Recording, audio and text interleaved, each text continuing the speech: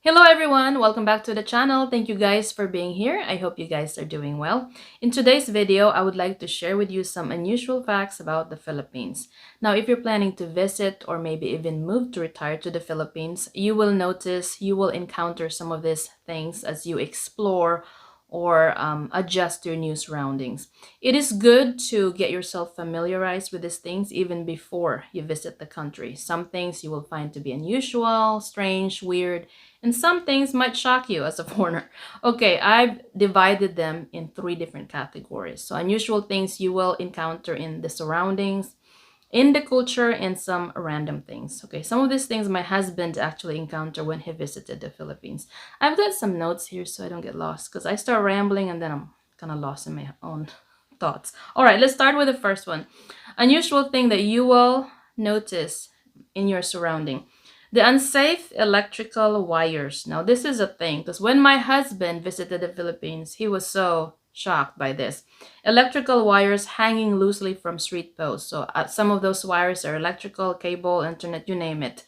It is very messy, it is very tangled, and in the Philippines, we call them spaghetti wires because they really do look like spaghetti. It is very bad. It's actually dangerous. So, when you're walking, in the cities of Manila. I'm not talking about BGC and Makati business district. I'm talking about the regular city for the regular Filipino, population, not the ritzy places. But if you're walking in those places, pay attention because some of those wires that are hanging loosely, they're actually exposed and they're live and they're sparking. You can get yourself electrocuted. So not only they are an eyesore because it really is an eyesore, it is also dangerous. When my husband saw that, his reaction was like, "Are those for real? Like, is that the I'm remembering this as if it was just yesterday, but he was like so shocked by this and amazed at the same time. He started taking pictures, and I thought, why is he so amazed with this thing? It's just electrical wires. So when I came here and I saw the difference, I was like, oh, okay, I get it. It can be quite shocking for a foreigner. I'm gonna try to put a picture of it in the screen so you'll see it. Okay, let's move on to the next one. I've mentioned this one in one of my videos. The constant honking of vehicles. The jeepneys are big, that's one of the biggest transportation in the Philippines. They can be very loud. So if you are in the city, metropolitan areas, you would notice that they just honk for no reason. It's how drivers communicate. They want to say hi, hello to their, friends that are also drivers. They would honk their vehicles. And yeah, sometimes it's also a way to let people know get out of the way because a lot of people jaywalk everywhere. So it can be very loud. Now, since we're talking about driving, let's talk about that. Some foreigners think that when they retire in the Philippines, they could easily, drive. I mean, you can, but just to give you a heads up, it's kind of challenging to drive in the Philippines. It doesn't matter if that's the city or the provinces because there are traffic rules, but a lot of them are not enforced, especially in the provinces. So you will find that people don't really follow the traffic rules. So tailgating is bad. People overtake or pass even though they're not supposed to. You would notice the lack of discipline. So some drivers would load and load and park pretty much everywhere. So anywhere they wishes to. So it can be dangerous. So just to give you a heads up, something to think about. All right, let's move on to the next one. One thing that you would also notice, and you would notice this everywhere in the Philippines, the city, whether that's metropolitan areas, urban areas, or rural areas in the towns, you will notice that there's a lot of security guards. Now that's how they keep everything safe. Of course, we have police enforcement as well, but it's not quite as I'd consider. Sometimes it's kind of slow. Things are kind of slow. So a lot of establishment, especially if they're private, they want to make sure they have their own security. And this security as well, they are allowed, they're licensed to carry firearms. So you would notice that my husband was kind of like, why is there so many securities everywhere? Banks will always have one. Shopping malls will always have one. Now, I know here you also have security, but they don't really carry like a firearm unless they're like an off-duty police officer. But in the Philippines, that's very common. So you will find, now that we're talking about shopping malls, when you go to a shopping malls, they even do search. So they'll do like a quick search, make sure that you're not carrying any contraband. That's just how establishments protect themselves, because in the cities especially, there's a lot of shoplifting, some robberies, petty crime. So to avoid that, that's how these establishments keep everything, safe for everybody. All right, let's talk about the shopping malls, because that is something you will notice in the Philippines. Shopping malls are big in the Philippines. In fact, the Philippines, if I'm not mistaken, has three of the 10 largest malls in the world.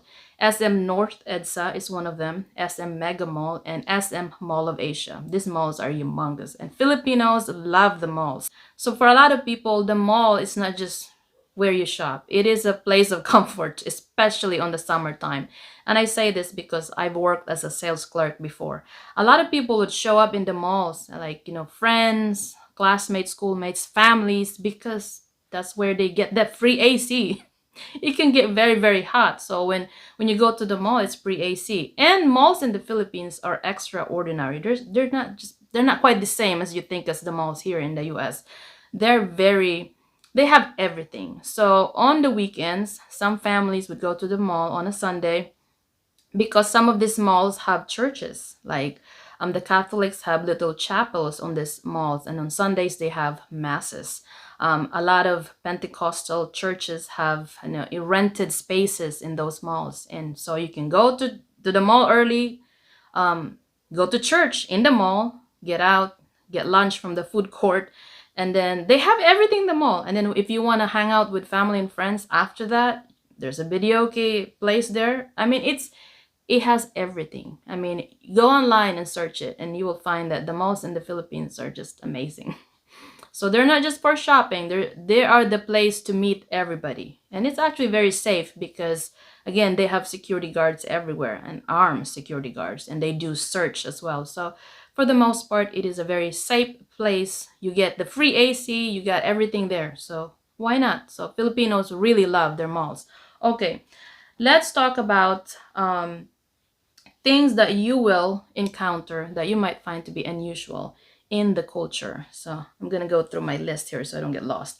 Okay, so the use of Spanish words in Tagalog language. So you will find that many Tagalog words derive from the Spanish words. So we use a lot of Spanish words. A lot of times these Spanish words has the same meaning, like the same equivalent. For example, the counting. A lot of Filipinos, myself included, have learned how to count in Spanish first before I learned to count in Tagalog.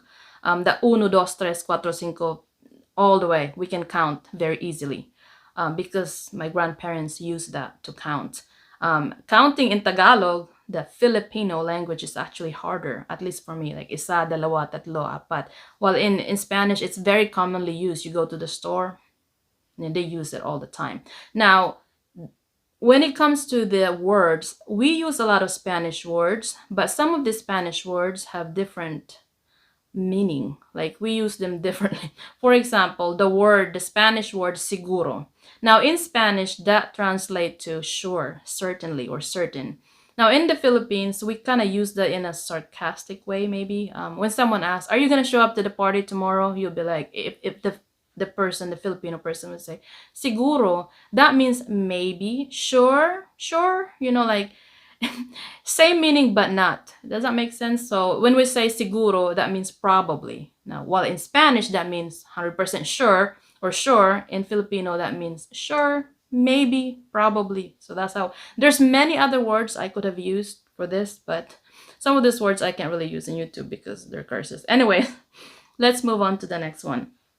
Since we are talking about languages, some locals use specific brands as an umbrella term. So this one is kind of funny because you might find this, it's unusual. It's kind of funny actually. You might hear some locals use brand name when referring to certain objects. So I've experienced this myself because as when I was growing up, we had a little sari-sari store. So certain provinces specifically will do this. So someone would be in your store, the little sari-sari store. I'm gonna try to put a picture what that looks like, so I don't have to explain it. So the person was like, "I'd like to buy pabili." pabili ng Coke, Coca-Cola, the soda, the soft drinks, we also call it soft drinks. And you'd think, okay, this person wants, Coke, right? Coca-Cola. No, it just happens that Coca-Cola is the most popular brand of soda. That person would say, I'd like to get some Coke, but I'd like the family size 7 Up or Sprite. Don't you find that funny? Okay, and or sometimes they would also say, I'd like to buy, instead of saying I'd like to buy toothpaste, they'll say, I'd like to buy Colgate. I'd like the Crest one or the Close Up. They just use the brand name as an umbrella, That's how they, when people go and buy things, sometimes that's what they do. So at first, actually, because I encountered that in one province, but not in the previous province that I used to live in, or we used to live in. So I was like, okay. So I went and grabbed the family size Coke, and the person like, no, I want Sprite. And I was like, didn't you say you wanted Coke?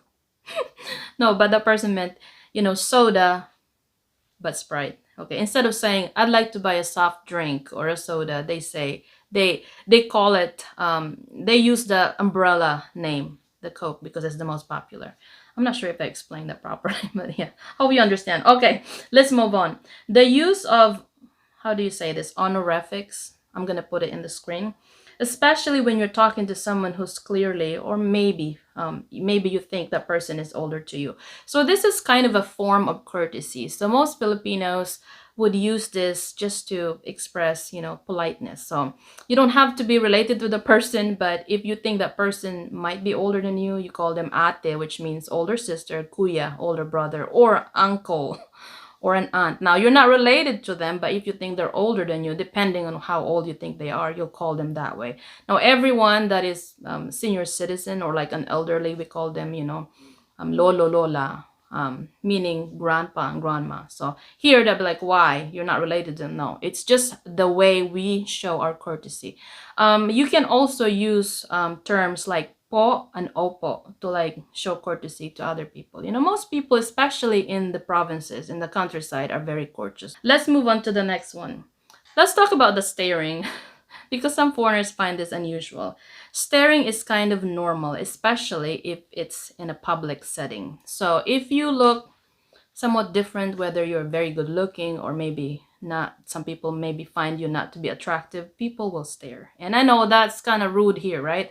But Filipinos find it okay for as long as they're doing it in public. Like there's a lot of people that's doing it at the same time. So if you're like in surrounded by a lot of people, people will stare. So if you have something unusual, let's say you're a foreigner, you're tall, you're very fair skin, or you're very dark skin, you got the highest nose bridge, your eye color is different, you got thin lips, or anything unusual in your face, in your stature, if they find that very different, they will start staring.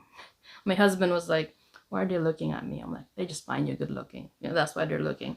Now, if it's the other way around as well, if they find you to be unattractive, they will also stare. So it can be very uncomfortable. What do you do in that situation? You can't really do much. Like, you just embrace it. Let them stare, okay? But yeah, people can do that. A lot of times they stare because they find you unusual, or, maybe good, maybe bad. It depends, If you're good looking and they're staring at you, well, yeah, you become a celebrity all of a sudden. Actually, some people will even take the courage to approach you, and like, if you're very good looking and attractive, they were like, wow, you're really good looking. Are you a celebrity? That kind of thing. So, okay, let's talk about the smiling. My husband noticed that. He's like, wow, Filipinos are really nice because they smile all the time. And for the most part, yes. A lot of people smile because it is the easiest way to say hello without saying hello. Does that make sense? Like, you want to greet someone, hey, good morning, instead of having to say it, you just smile at them. And a smile, not only it is easy to do, but also brings joy, not just to the other person, but to yourself. When you smile, it releases, good hormones.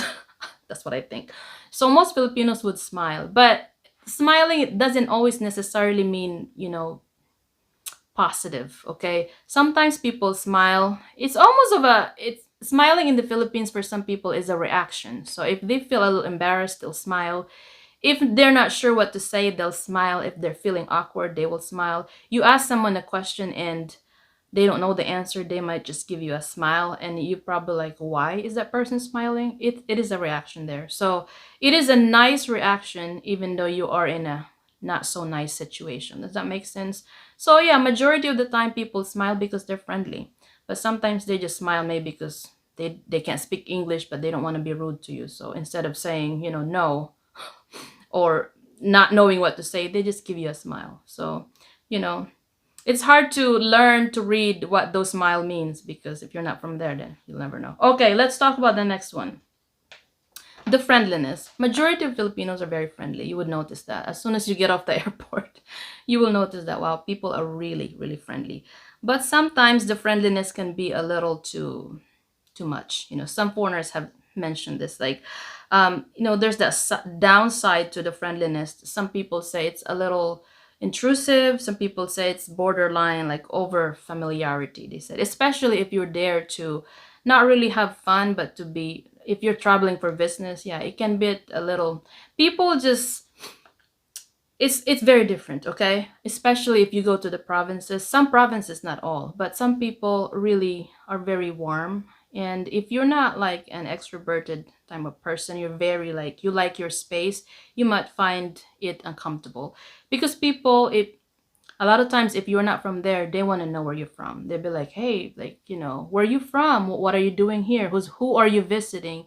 If you're young, you're good looking, they'll ask, are you single? Are you looking for a girlfriend or a wife?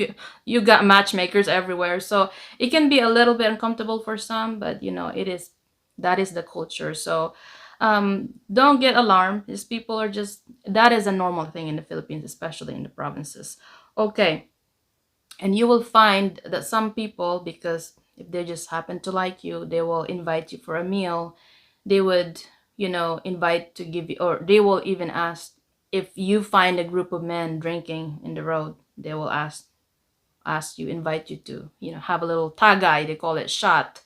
So yeah, it's kind of an iffy situation, because this is it. Let me explain this a little bit better. When my husband visited the Philippines, of course, there are things that I wanted to make sure he's kind of protected. Am I explaining this correctly? Because some people are very friendly, right? Very warm, and some people, if they like you, they are interested in you, they will start to offer things like food and drinks. But I know that my husband, I wanted to make sure he doesn't get sick, because the water in the Philippines is something you gotta watch out for. You're not used to that water, you can get sick if you drink it. So it is good to travel with someone who's local, because they can kind of save you from a lot of trouble. Because sometimes with the culture, when someone offers you something and you just flat out say no, it can be rude. But if you're with a local, that local could basically do the explaining for you. All right, let's talk about the random things that you might find to be unusual in the Philippines. The first one, the height of the toilet bowl. Yes, it's a little shorter, it's smaller bowl. Yeah, that might be unusual, but Filipinos are much shorter, much smaller people, so obviously it has to be. It's a custom for us. All right, you would also notice that with the taxi, the taxi, the cabs are much more compact. So on your trip from the airport to your hotel, you might find it a little bit uncomfortable, because yes, the cars are a little bit more compact.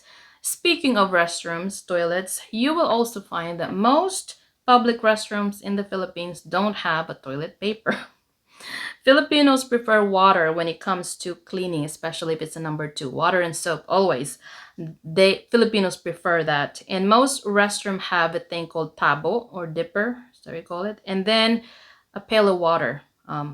Or in high-end, more ritzy areas, they have a bidet. So if you're an American and you love your toilet paper, just make sure to bring some with you. Always bring one in your bag. Okay, let's talk about the nicknames. Filipinos love to use nicknames because, sometimes Filipino parents tend to give so many first names to their kids. And to abbreviate that, Filipinos like to give nicknames as well. Now, sometimes it makes sense. A lot of times it makes sense to have a nickname. For example, if your name is Alexander, your friends, your family don't want to have to call you the whole Alexander. They just want to abbreviate it. I can't say that. So they call you Alex.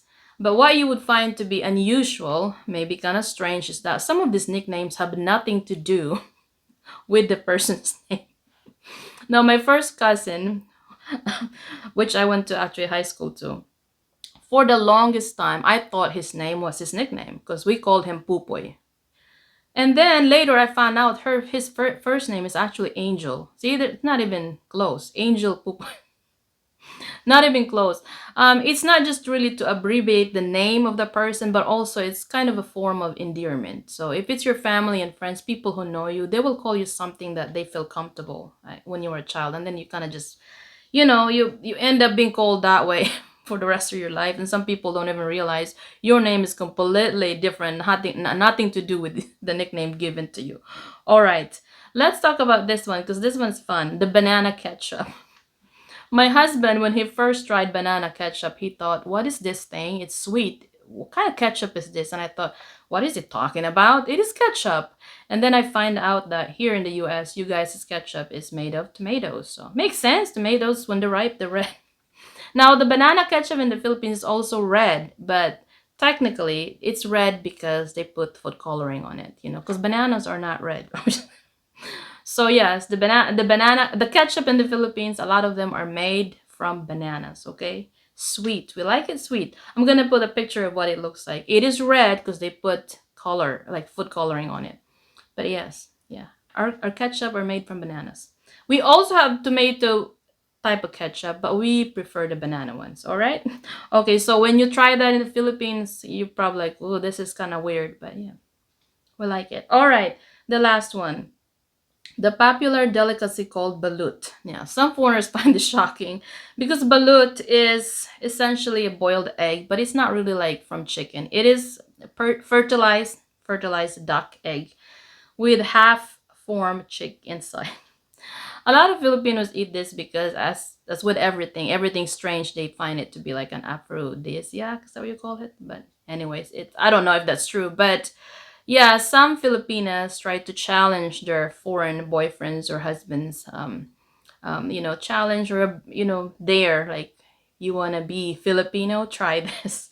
Um, to be very honest, just in all honesty, even some Filipinos don't like this, including myself. I've had it twice, mostly because there was a bet.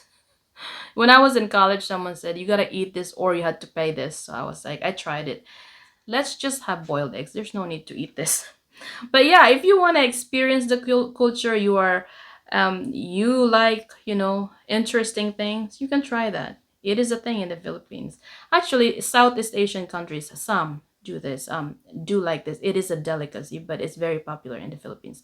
All right, those are the things that you might find to be unusual in the Philippines. A lot of them are not really shocking. It's just some of them are even fun. What do you think? All right, I hope you guys have fun watching this video. For those of you who are celebrating Valentine's Day, I'll probably be posting this on Valentine's Day. Happy Valentine's to all of the married couples out there. Enjoy your date night. Thank you guys for watching. See you on my next vlog. Bye, guys.